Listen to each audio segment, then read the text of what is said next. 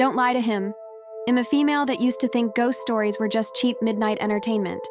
Odd little tales spun by people on forums for attention or kicks. That changed one October night, during my second year at the University of Tokyo. I was living alone at the time, in an old family house near Hongo Sanchome. It was a quiet spot. Nothing ever really happened. The house next door had been vacant for months. Then one day, a new "for rent" sign appeared out front. I barely noticed it. That night, just before midnight, I heard a doorbell. Not mine, someone else's, then another. And then a knock. I looked out through the curtains. A man stood at the neighbor's door. Tall, wearing a long coat, maybe in his 40s or 50s. He stood still, straight, almost unnaturally so. After a while, he walked to my house. He was polite, too polite. His Japanese was off, too formal, stiff. Like it belonged in a different time, maybe the Showa era. He said, "Sorry to bother you. I'm considering moving into the house next door." I wanted to ask, is it haunted? Has anything unusual or tragic happened there? I didn't know. I'd never seen or felt anything strange. Honestly, I just wanted the conversation to end, so I gave him a quick, lazy answer. "I don't think so." "Nothing I've noticed." He stared at me. Not threatening, just studying me.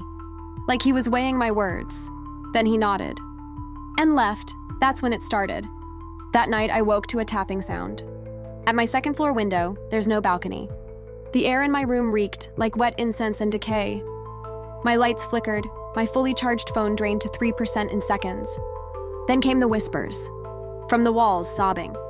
Scratching from inside the mirror. Night after night, it got worse. I saw things. Dreamed of a man dragging his nails across my bedroom wall.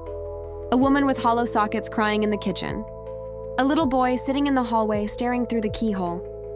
I stopped sleeping, barely ate. I kept every light on. It didn't help. Eventually, I told a senpai. He studied folklore at Utokyo. He told me to see a woman in Nakano, a spiritual practitioner, Kanzaki Reika. I didn't believe in that kind of thing. But I was out of options. She listened quietly, burned black paper in front of me.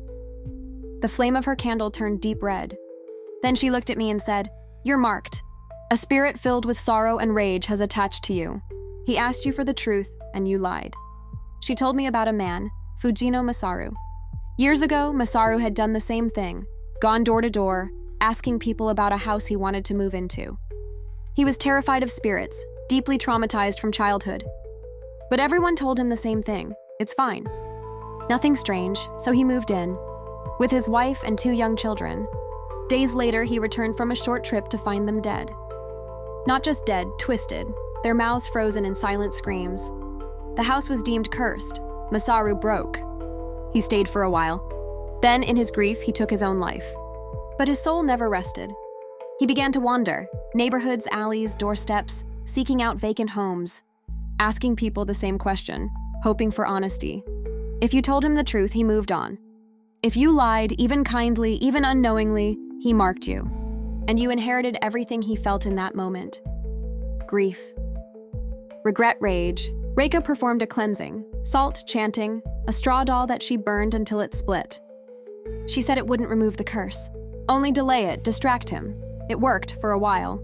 The house went quiet, but I couldn't stay. I moved out, far to a high-rise in Minato. Cold modern, spiritless, I thought I was safe. Until a week ago, a friend messaged me, "Hey, someone's moving into the house next to yours." A man came to my door around midnight, asked if it was haunted. I didn't reply, I just blocked him. Because I know. He's still out there, still asking. So if someone knocks on your door late at night and asks you if a house is haunted, don't lie. Don't guess. If you don't know, say so. Because if you lie, even trying to be kind, he'll know, and he won't forget.